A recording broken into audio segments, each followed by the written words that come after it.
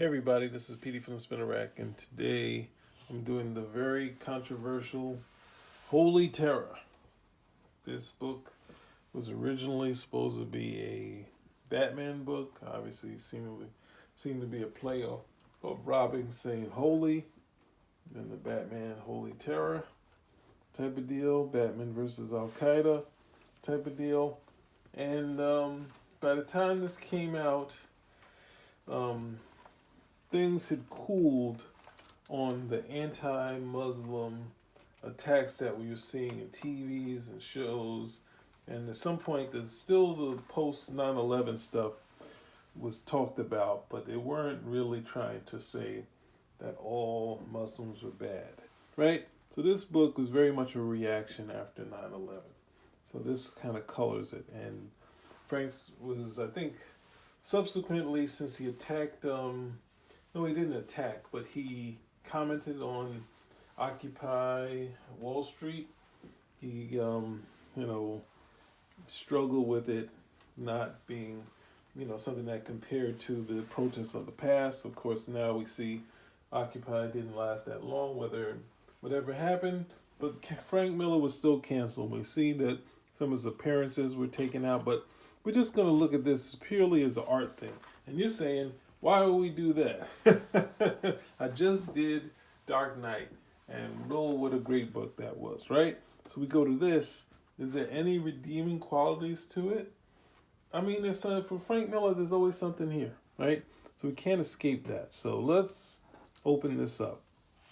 Now, I will say, as a critique of the book, to do something like propaganda and there's something that's propaganda, you got to go to the big guy right here, right? Because even though Superman wasn't initially propaganda, right? But as we go along, the iconic covers of the past show Superman was used for like everything, right? Strength, courage, justice. This is some of the the legit prop type deals that they could have done, that Frank Miller could have done with this book, and trying to get to this type of deal where Superman was about everything, right? See that? See this? Not to say that this is propaganda, but this is the idea of how you can market a character and it almost be its own form of selling it, right? But Batman, as popular as a character may be, is not a character that you would I want to see if I can see like this one right here, right? The world's finest type of deal where you like the stamps help stamp out Japan Nazis, right? Sort of what you could do with something that's iconic as Superman, and that lends itself to being something you can use for those iconic covers that were done during the war type of deal, right? So we're knee deep in this, and this is a great visual to start if you're dealing with something like 9/11, because to visualize the dust that was in the air, I wasn't in the city. I actually was in the Trade Center the night before, the 12 at night. I guess that would be that day. I traveled in there. I still have the Dwayne Reed card that they mailed me later. I went in. The woman asked me, did I want a one of those cards? I said I didn't care. She gave it to me, and then I left. And in the morning in Jersey City, on the news, they were saying that something hit the World Trade. So this would be after, right? So to visualize the dust and the particles and what you could be hit with, Frank maximized it using nails, right? And we got this great title for it. And I think there's going to be a quote. Here's the fixer. change from Batman to the Fixer with Dave Stewart doing the colors. Now Frank and here it is, a line from Muhammad: if you meet the infidel, kill the infidel. So some of the stuff that was extracted from, I guess it'd be the Quran, sort of talked about to say how rough, the Muslim culture was. But it kind of calmed down. But I think if you looked at the news and everything that was being put out, this was we were kind of an anti-Muslim state. So even though this book came out way later, had it come around the time, not to say that it would have been loved, but it wouldn't have garnered all of the trashing that it got because of it being so negative, right? But let's just look at this as far as an art thing.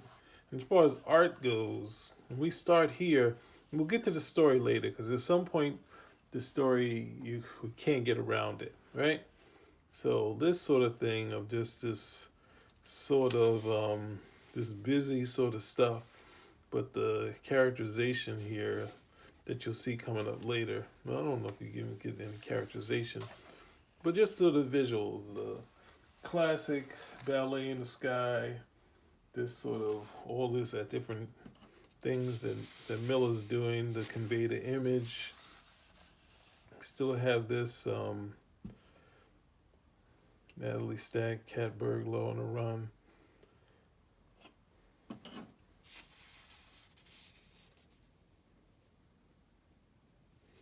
Being chased by the Fixer. And one of the things that I do want to point out here is that one of the cool things, the story is so sparse that it lends itself to read this story from any angle, right? That you could start from here, anywhere you read this, you could go. You could, it's sort of like, I think Steranko did something called Frogs. So some of the stuff you would follow here, possibly.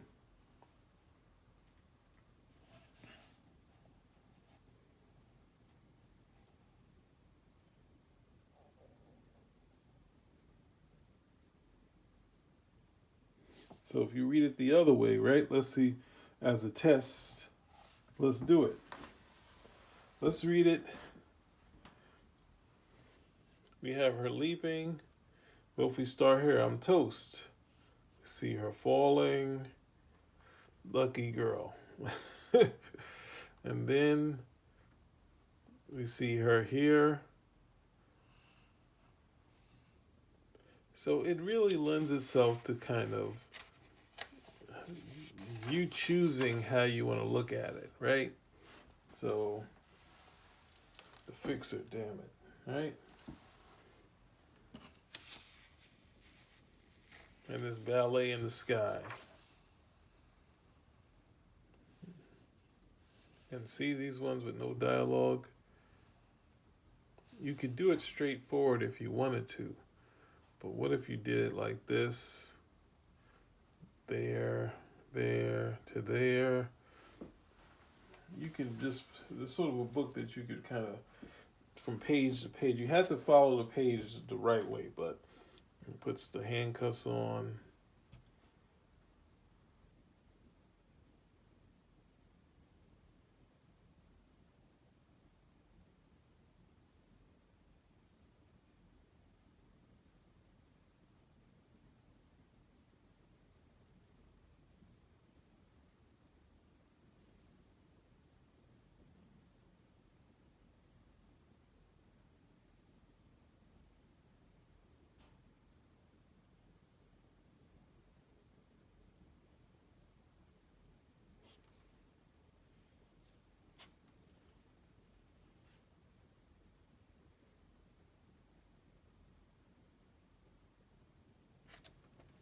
I think it lends itself to do that here, right? Now we're doing the classic fight, and scratch to the face.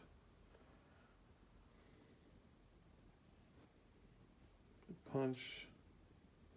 They say hiss. And then scratch the face, punch here. So it really lends itself to kind of doing, at points you can read it wherever you want to, right? So it's an interesting thing, as effect as far as style of the thing. Saying you can start here with the kick, then punch, the kick. They're still going at it. Just lends itself to doing it any way you want. So this one you can't, sort of going across, right? Your mind do gritter. All right. Then there's ballet in the sky happens.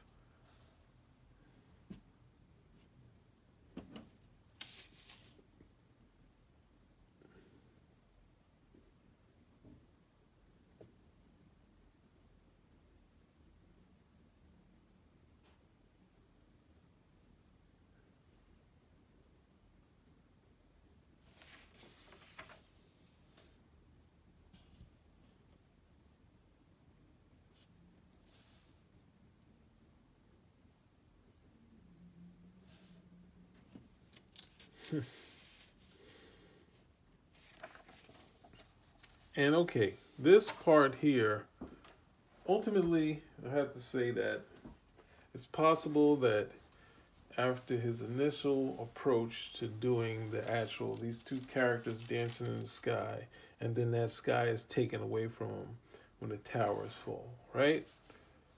And we see that the air burns, there's no warning. There's no warning at all, right? So this is the merit of the story, right? And see, doing the nails, no warning at all. Saying that you could be injured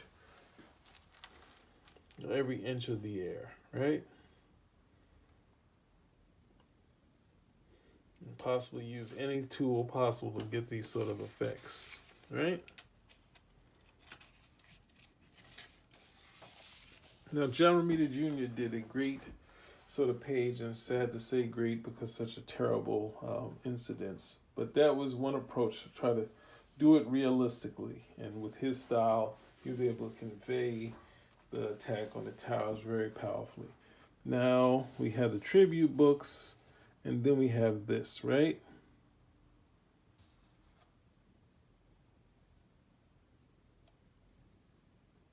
And then to set up what we've been seeing this nail, right?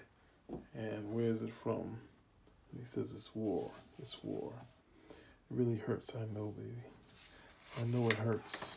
Right? 10 minutes ago. Now we're introduced to some other characters.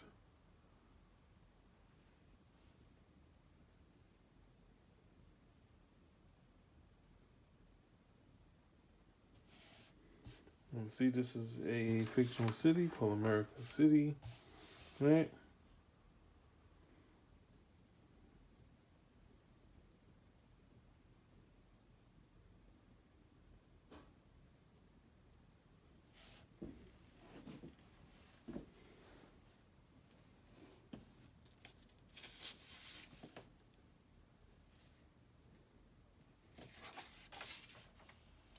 Right?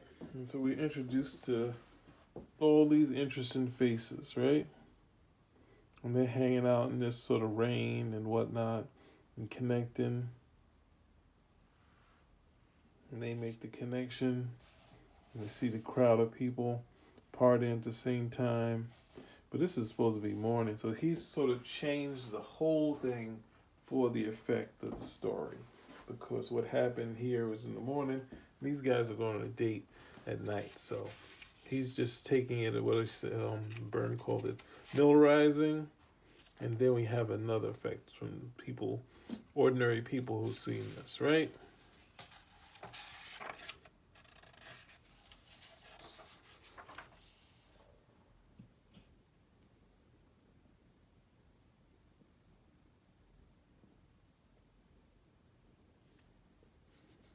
And this is to translate the terrible air that was in, if you were in that area. If you were in New York, you also had the post coming back in the city. I think I came back in the city the next week, and then maybe 2 weeks later we started work again. And yep, the see, it's thick, like breathing poison chalk. Right? You can't get any air in.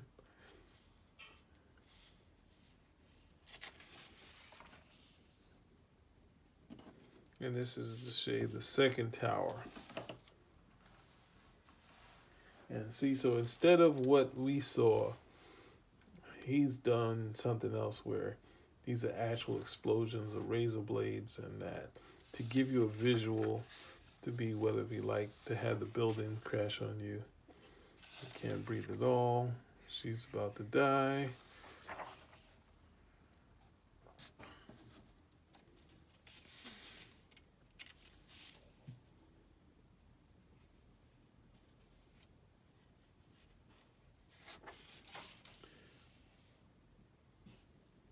And this is the moment in the story, right? When we get to see a visualization of all these faces, all these different faces being taken out, right? And then the representation of everyone that we lost, and just more and more, and represented with the setup with some faces, and we see one face there, and the rest all gone, right? And we get to see the city in shambles, which is a new city, right? And he says, not on my watch, not on my turf.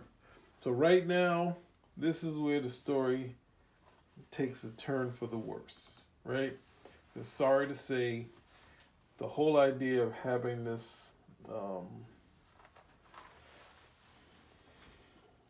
police chief decide that he's going to take out the attackers.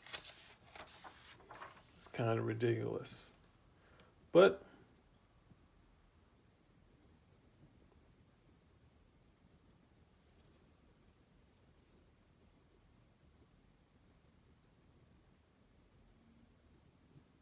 it's like a tough cop on a tear. And then we have a visualization of the terrorists. So this is where it all goes south, right? But ultimately, the caricatures here are, powerful. But yeah, at this time, the rest of the story is not something that could really work with a character like Batman, right? And some of the things that we've seen, people taking credit, that sort of thing. And then the beheading of people. And then we get back to the Fixer, right? So it's all sort of set up, but we have these small characters that are going to take on. So we got a captain on the force.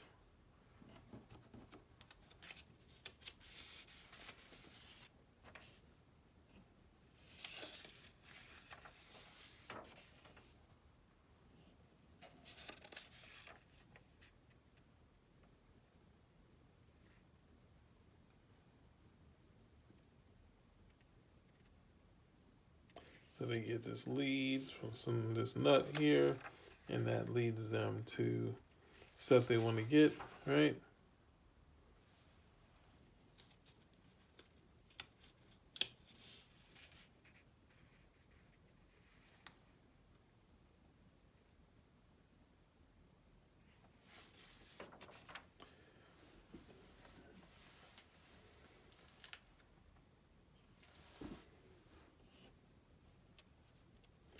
I think this is representation of the people that were who came up with the plot, right? And then they're taking on these ones that are in Empire City. This is an attack, so of course they attack.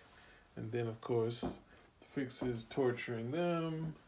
So this is where the story kind of goes from having this small sort of thing happen, and these guys are going to take on Al Qaeda, which is kind of ridiculous, right? So the storytelling here, like, oh Lord, right? So they send in to give you the visuals of sending a plane. Just something that would be even more tougher to see, destroying which would be the Statue of Liberty for us. This is their Empire statue at Empire City, and it causing this tugboat to fall down, and you got her head falling in the water. So the visuals are pretty strong, and the caricatures also. But the hard part is that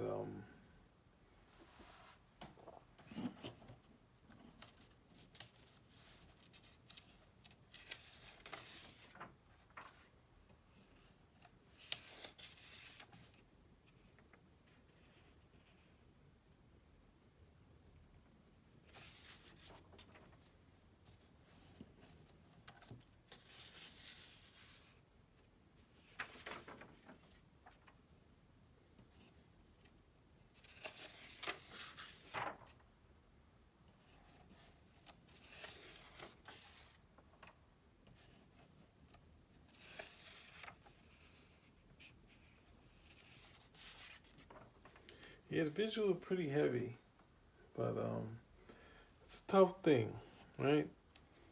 Miller has kind of decided to do a story that doesn't really work with a sort of two person team.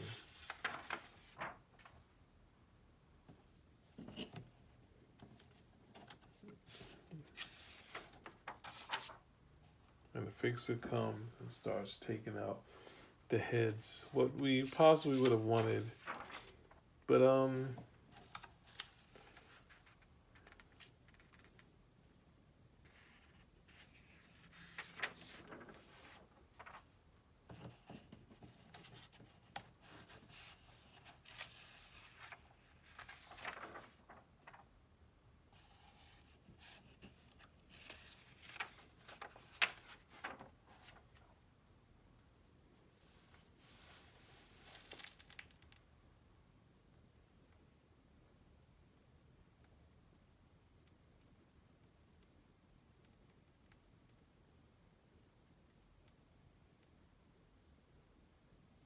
and and that's how he ended it. There was something else in here that I think I missed. Let me go back through. Right, we got Frank Miller, all his creations, and the end with the two characters and these the nails. So he was doing something a little different as far as dealing with it. So it's taking this to a fictional city, and I just want to see where they leave the town, because they get attacked in this town, and then they go to. I want to see something in here before I get off. Wow, 23.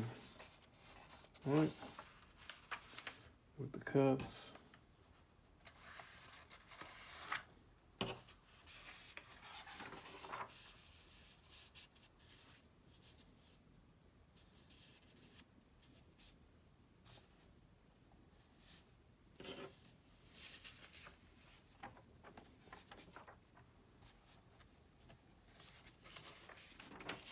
All right, so it kind of jumps to how they get to,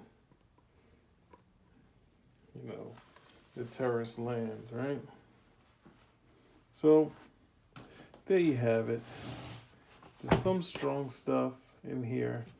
The visualization of the attack and the loss of the people, and the cop having the dream 6 months later, and having that terror on him. But the negativity towards Muslims, when I know they, this is who the news told us who did it, right? And all evidence points to them. But at some point, people pushed back against the anti-Muslim rhetoric. You can see it try to pop up, and this is not to pick any sides on this, but ultimately, This is why he was canceled, right? No, he wasn't canceled because he was canceled. This is a saying where people finally got off the Frank Miller boat, where they were like, he doesn't have it anymore. And then soon after, he was canceled because of Occupy, have an issue with Occupy. So there you go. That's Holy Terror. I did it. The most controversial of Frank Miller's work. But he's always been trying to push those buttons. Spin a rack out.